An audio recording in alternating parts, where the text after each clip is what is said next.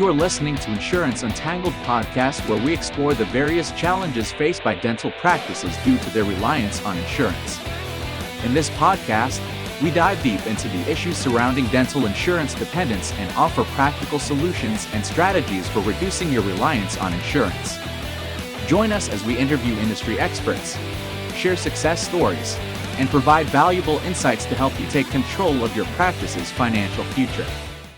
Hello, everyone. Welcome to another exciting episode of the Insurance Untangled podcast. I am Naren Arul Raja, one of the co-hosts of this podcast dedicated to helping practices that are tangled up with insurance. We talk about topics that help you take more control and create a bigger and better future for you, your patients, and of course, your team members. Today, my guest is my dear friend, Ben Tuinei. And the topic we're going to be talking about is, are insurance plans finally making big changes for the new year? Are insurance plans finally making big changes for the new year?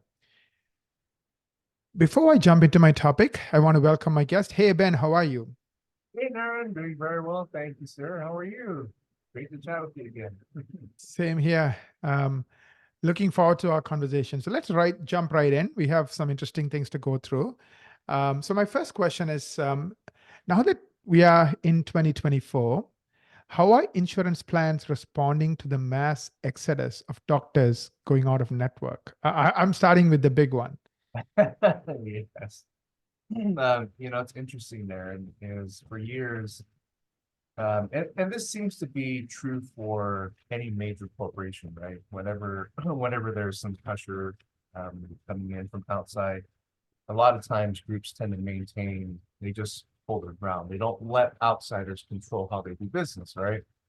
In this case where you have the mass exodus of doctors going out of network, the doctors have been asking for fee increases for decades. So this is nothing new. The only difference is that since the pandemic in 2020, a lot of doctors have been more motivated to go out of network because of the rising cost to operate practice, right? Yeah. So finally, just within the last 6 months, I've seen, not allowed to talk specifics because I've had a lot of insurance companies reach out to me directly, and I still have a bunch of scheduled meetings early this year with a lot of the major carriers so that they can sort of pitch their changes in a way that people like myself can be helpful to them. But at the end of the day, if those changes are not one that provide relief for the doctors financially, right, in terms of better reimbursements, some relief on the denials that the doctors are getting, because we're still seeing a lot of denials, a lot of unnecessary denials, engagements by the insurance carriers to sort of change definitions or other things to make it difficult for doctors to get paid. So we've already started to see those changes in the last couple of years. But this year, we'll make an official announcement once I have confirmation that some of the things that I can talk about aren't bound under confidentiality. Mind you, this is a public forum, so whatever I say here, insurance companies are going to listen to, and I want to honor and respect, what they're asking of me in terms of confidentiality. But what I can say is, number one, I'm most certainly on the side of dentists in terms of advocacy, right?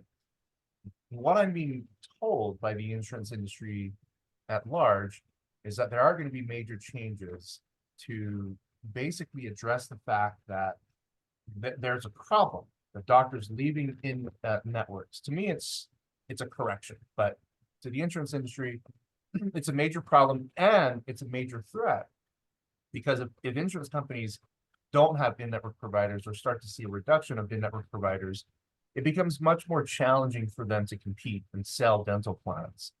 And even the Deltas and the Blue Crosses of the world, who have the largest provider networks nationwide, even those companies are looking to make some big changes this year in an effort to stop that attrition of in-network providers, right?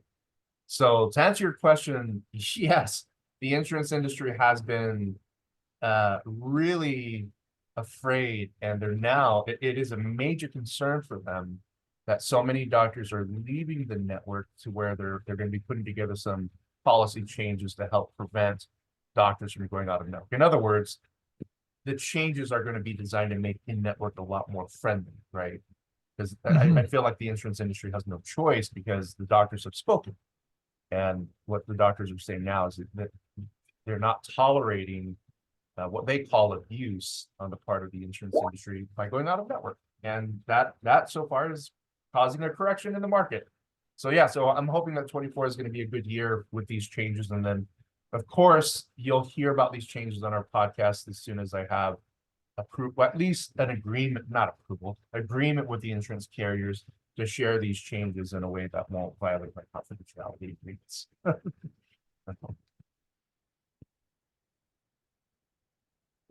Thank you. Let me ask you, so can you give a glimpse of what these changes are? Not really. I know you said confidentiality, so you can't really talk about them. Yeah, I can sort of skirt around them without talking about them directly. But if you look at the pain points of what doctors experience, right, what they're complaining about, which Yeah. what they're complaining about is what their numbers are telling them to complain about, right? You know, the margins, the profit margins are significantly reducing.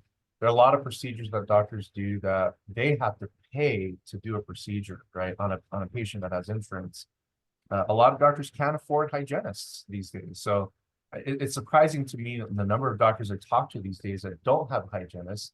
They do their own hygiene, and they've sort of figured out a model to be a single doctor, right, with a skeleton crew. And without hygienists, you know, and for most doctors, they make it work, right? But it's still a pain point because, you know, if you have the traditional model where there's hygiene that's feeding the doctor production and a lot of hygiene so that you have a lot of production for doctors, I think a lot of doctors want to go back to that. So the changes that we're seeing are addressing those basic issues, right, in terms of the affordability to sustain people in the practice to treat patients, right? And that's the key thing is that if you don't have people, qualified people in the practice, patients won't get treated. Patients will get sicker. We start to see a rise in, you know, perio problems. You know, the Centers for Disease Control has already told us that we have a problem. More than 50% of adults in the United States have periodontal disease, and they view that as a major problem because there's a connection between how that affects utilization on the medical side of things, right? When people have terrible oral health, they have all kinds of other, well, there's a possibility scientifically that they have other issues, right? Or that their poor oral health could lead to those issues. So the insurance industry, traditionally, they really did do a good job communicating, like dental and medical. Those two entities, you know, they never got together, at least to my knowledge, in a meaningful way to look at changes to help each other, right? And at the end of the day, what seems to be the focus now is preventative, right? So you see entities like Delta Dental of Washington as an example, and they changed their fee model to reward doctors when doctors focus on preventative, right? Keeping patients active and things of that nature. So I guess that's a model. It's not perfect, but you have seen in the state of Washington doctors getting fee increases ranging from 5 to 10% under that model, right? So the insurance industry is collaborating on these issues to sort of find different ways to make it a win-win situation where they don't have to inflate prices to the employers to accommodate what the dentists need in terms of compensation reimbursement and quick claim solutions so that they're now waiting forever to get paid on your money. But it's all the things that we already know, right? All the pressure points that dentists are already feeling, that those things are being looked at very seriously by those that are paying claims in an effort to make it more of a less painful experience. I'm not going to say it's going to be a perfect solution on what they're developing, but it is one that will help contribute towards the pain points that doctors are feeling as it pertains to dealing with insurance companies these days. Let me ask you this. You have heard this, I'm sure, before from insurance companies. Do you think they actually will solve the problems and doctors are going to be happy, or do you think they'll just do the bare minimum they need to do and it's the same old, same old? That's a good question. You know, when it comes to relationships like this, nobody's going to be happy, right? 100% happy. The insurance carriers, every time their fee increases that they issue, they're not happy about that. Doctors are happy, but even with the fee increases that do come, doctors are still not 100% satisfied. So you're never going to get to a point where the insurance carriers and the doctors are going to love each other, right? and be friends at a level of like what you would imagine true friends be. There's always going to be that contention, right? But at the end of the day, I guess the word I that think comes to what I'm hearing is like it's a step in the right directions, possibly. yeah, it's a step in the right direction, but there's going to be compromise. There's going to be massive amount of compromise on the part of, well, the doctors have already been compromising, but there's Exactly. going They to have be, been doing that for 40 yeah, years, right? yeah, I mean, exactly, like they're getting the same money paid by the insurance right, company today than they did like 20 years ago. I mean, 30 years yeah. ago, literally, it's crazy. But the cost of living in those 20, 30 years have gone up, Oh you know, yeah, yeah, 3, 4, 5 times. So it doesn't make any sense. yeah, So it has always been this, you know, the bullying the weak, for the last 40 years. I guess my question is that going to change, or is it going to be the, it's still the bully and still the weak, and that's how they see doctors, just, the weak. yeah, exactly. That's exactly right, and that's what we tell the insurance industry is like, look, you've been taking advantage of these poor doctors for decades, right? And they know it. Right. They at the end of the day, they have their fiduciary responsibilities to somebody else, not to the Exactly. doctors. Exactly. And that's the thing that doctors have to recognize is that you are not in your best interest is not in their minds. They don't really, I mean, they look at the numbers. Do they really Yeah. care about how profitable you are?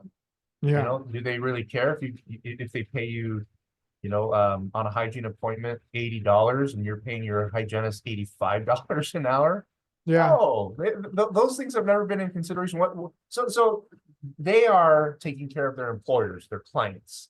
Yeah. So And of course, they are taking care of the people at the very top who make millions and millions yes, of dollars. shareholders and Yeah. not-for-profit organizations like Delta, the executives are the ones Yeah, that win. exactly.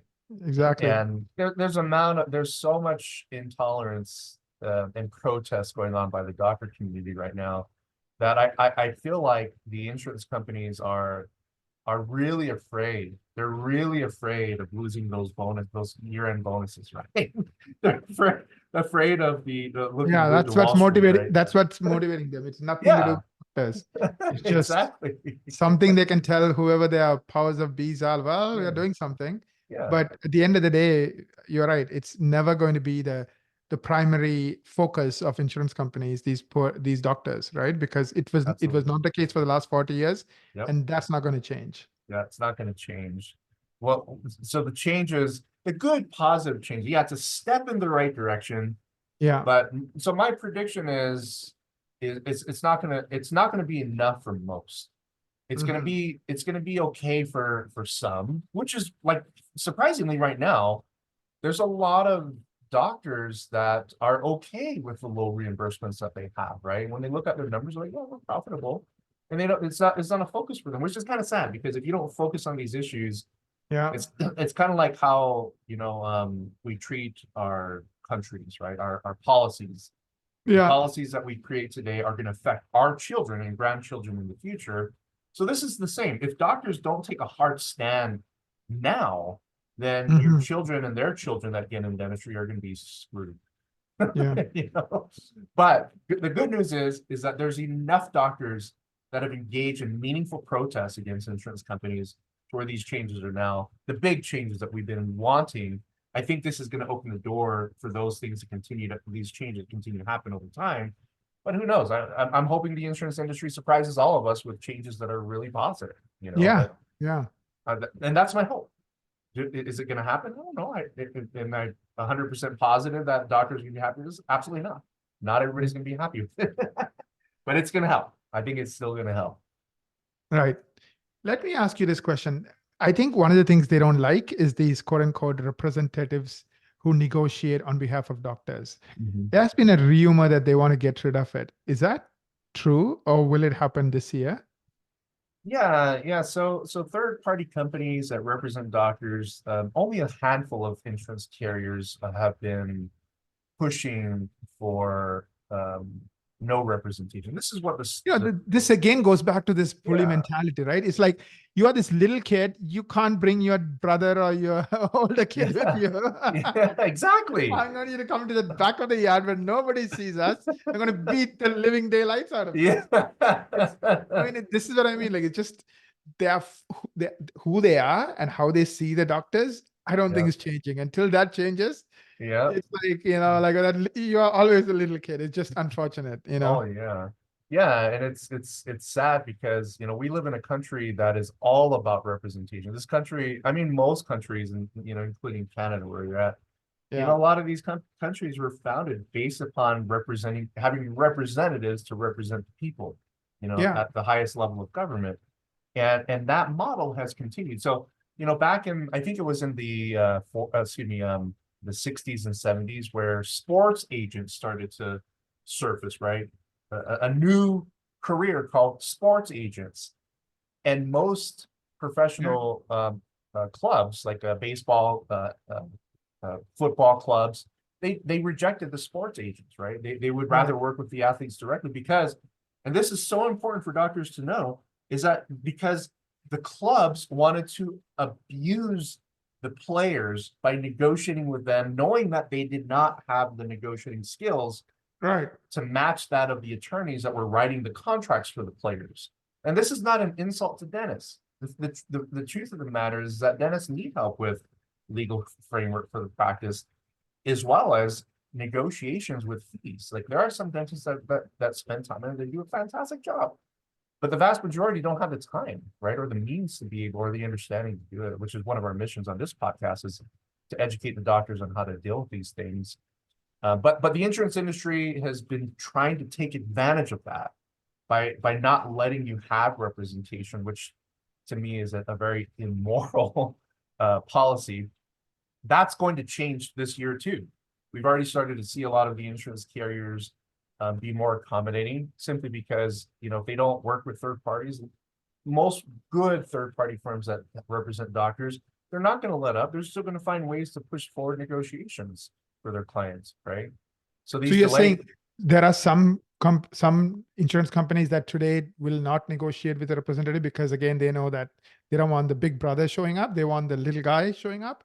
But you're yeah, saying it's yeah. changing, is it? You think Oh that yeah, change? it's Okay. changing because I think the insurance companies are aware that Let me ask professionals you are this. still there, right? Helping the doctor all throughout the whole thing, even though the insurance companies communicating with the doctor directly, the doctor's not alone. The doctor still has somebody coaching them, right? Got it. Got it. Is it illegal, like forcing somebody to not bring some? It's like saying, come to court, but don't bring a lawyer. It just doesn't make any sense to me. Just absolutely like you're on trial for your life, but you can't bring a Yeah, lawyer. yeah. So that's Or actually you good. can only use the lawyer that we can give you. It's just ridiculous, right? I mean, So I've actually interviewed hundreds of attorneys, several judges on this issue, and I got yeah, mixed feedback. So this is the interesting thing, the stance from the legal community is that, almost half of the attorneys out there say everybody has a right to representation, right? yeah. And so those attorneys are saying there are laws that protect people, in the sense that, when you go to court, nobody can tell you that you can't have a representative. It's illegal for somebody to grill you in court without you having a representative, unless it's Even like police uh can't interrogate you unless you waive your right for an attorney, right? I mean, like, correct, I mean, if correct, police can't do that, even when they are right, 100% suspicion, you yeah, just committed a murder. Like, I mean, yeah, imagine the rest. Like, I think yeah, we should have some protection. If right. So half of the attorneys are of that mindset that okay, everybody's entitled to representation. The right, other half agree. Although there's a licensing thing. They say, well, what you do in dentistry isn't actually regulated by the government. So, you don't have a licensing regulation, right, for what you do. You can be an attorney and what do you mean? There is invoke. a license. You have to have a license to be a dentist. No, for people like me. Like, I don't need to be an Okay, attorney to represent a doctor to negotiate their fees, right? So okay, the industry as a whole has not, well, I should say the laws. They don't restrict people like me that are not attorneys from being able to legally represent the dentist. All I need is a power of attorney, right? And you don't need to have power of attorney privilege. You don't need to be an attorney to have power of attorney privileges in the United right. States. So the other half are saying, well, because there are no laws that would require you to be licensed to do what you do, represent, the refusal to accept you as the representative, the insurance carriers have that right because it's an unregulated aspect of a business, well, unregulated aspect of, services, right? There's no licensing requirement. So doctors have right to representation and they can push it. But at the end of the day, it seems to me that the insurance industry has a right to push back by saying, well, this is not a regulated part, so we can do whatever we want, as long as you don't break the law. So we're going to say no to your representative, right? Right. But there are ways around hearing no from an insurance carrier. And I think that's what's driving the change, is that they've tried to block doctors from having representation, and that doesn't work anymore. In fact, it infuriates doctors and it pushes doctors to even want to terminate the PPO contract even more, right? So it's backfired on the insurance industry in the sense that trying to block representation is not working for them. Yeah. As I bring this to a close, I'm going to ask you two questions. The very first question is, we know the last few years have not been normal, right? In terms of overheads going up significantly for dental practice owners. From wages, supplies, you name it, everything is like 30-40% more expensive than it was in 2020. Of course, the PPO, PPO reimbursements have not gone up 30-40%, as we also know. So what's your take on what can dentists do to remain competitive in this environment? What's your advice to dentists? Absolutely, yes. So my recommendation as it pertains to dealing with insurance is, number one, obviously you have to negotiate your fees and you have to be on top of that and be very aggressive. These days, a lot of doctors, I hear this quite a bit when I recommend, hey, you need to optimize your contract. You need to cancel MetLife and renew it under an umbrella affiliate to get a better fee schedule. And a lot of doctors respond by being fearful about that temporary out of network. And when I give them the stats, so this is kind of the part where it's frustrating for me, because the statistics they don't lie. I don't make them up, right? And when you share the statistics with doctors about how beneficial that's going to be, including out of network recommendations, you still get a number of them that reject that, right? That they don't want to do it because those statistics don't. So you're recommending go out of network, right? That's what you're recommending in some cases. In a large part, yes. But for many of those that are fearful about going out of network, optimizing your contracts in cases where PPOs that need to be optimized don't negotiate with you directly or don't negotiate the best increases, you have to be very aggressive about your PPO strategy. Got it. Gone are the days of you having sort of a light strategy to help you survive. In my opinion, you have to be aggressive to thrive in a big way. Out of network is likely going to be a solution for most. Yeah, I was listening to an interview recently, and it's it's a pretty interesting interview on investing, and he talked about Lyft versus Uber, right? Uber, yep. Uber's strategy is aggressive, and eventually the CEO was kicked out because they were quote unquote too aggressive. And Lyft's strategy was, we are the nice guys, we are the nice guys, right? But eventually Uber won. And the point that this professor of finance was making is, in some businesses, being the nice guy doesn't work, And I think maybe after 40 years of abuse from the insurance companies, either you get out of the PPO plans that's abusing you, or you negotiate, hard. Am I making sense? Yeah, and I agree. You have to have a warrior in your corner. You really have to push hard. The nice guy strategy, you're absolutely correct. Especially in business, the nice guys always get abused. They always get pushed around. And it's done strategically where you don't really feel like you're being pushed around because you're content with the status quo, right? But you're being taken advantage of. That's exactly how the insurance industry has treated dentistry since insurance has started. So yes, you have to be aggressive, professionally aggressive, right? And have some aggression that helps build the practice. And negotiating and going out of network are two quick and two very simple solutions that I think should be a major focus for most dentists this year.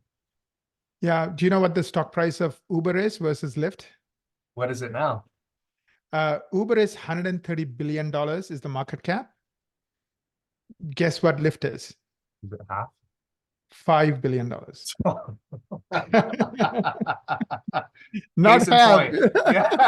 Not half. So let's do the math. So it's 26 times more.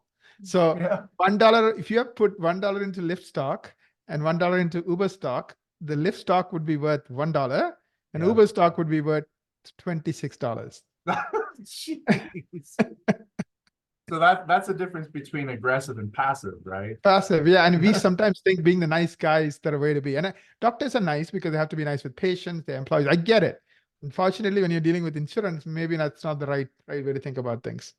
That's a very good analogy, and because that kind of speaks to what I've been trying to say, Naren, on that last question. You said it more effectively than I did with that Uber and Lyft comparison, but that's true. Aggressive business owners, they're not always liked by the vendors or everybody else, but the vendors and insurance companies deal with you. They deal with you from the perspective of respect and a little bit of fear to make sure that they make you happy, right? So be aggressive. As we bring this to a close, I wanted to ask you any resources, anything you can recommend as if somebody really understands the game, understands, how lopsided it is in favor of PPO plans. Like I'm a practice owner, like where do they start on like taking responsibility, taking charge? Absolutely. So this is our initiative as well for this year as an organization. And so what I would recommend if doctors have, if what you've heard is of interest and you have questions or you have some problems with insurance that you're dealing with, we have a team of experts that can step in and help, provide some solutions for you. Just contact us, request a call or consultation. If you go to veritasdentalresources.com, you can request a consultation and include what questions you have or what areas of opportunity or things that you heard on this podcast that you want to discuss, whatever it may be. Just book a time with me or Tessina, and we'd be 100% happy to sort of help guide you through any of the insurance challenges, help you build a plan of action for this year in terms of insurance strategies that'll help you get to the next level. So all the things that we talked about, of course, we can talk about in greater length and more detail on a consultation call. So visit veritasdentalresources.com to book a consult. Thank you very much, Ben. I really appreciate it. I learn a lot from you, and I know you have the latest and the greatest information when it comes to what's happening in the world of PPOs. So appreciate for sharing all of that. I also want to take a minute to thank our listeners. Without you, we wouldn't have what we have today, an awesome podcast, and we do quarterly events as well. So thank you for everything you do to support us. As the name suggests, Insurance Untangled is for anyone who's tangled up with insurance. Like, how can you untangle yourself? How can you hopefully create some competitive advantages, even when you're dealing with these huge corporations that are 1,000 times bigger than you, these PPO plans. So thank you again. Till we meet again, have a wonderful week ahead. If you like this podcast, share it with your friends and colleagues. Write a review for us. We look forward to seeing you in another amazing episode of the Insurance Untangled podcast. See you.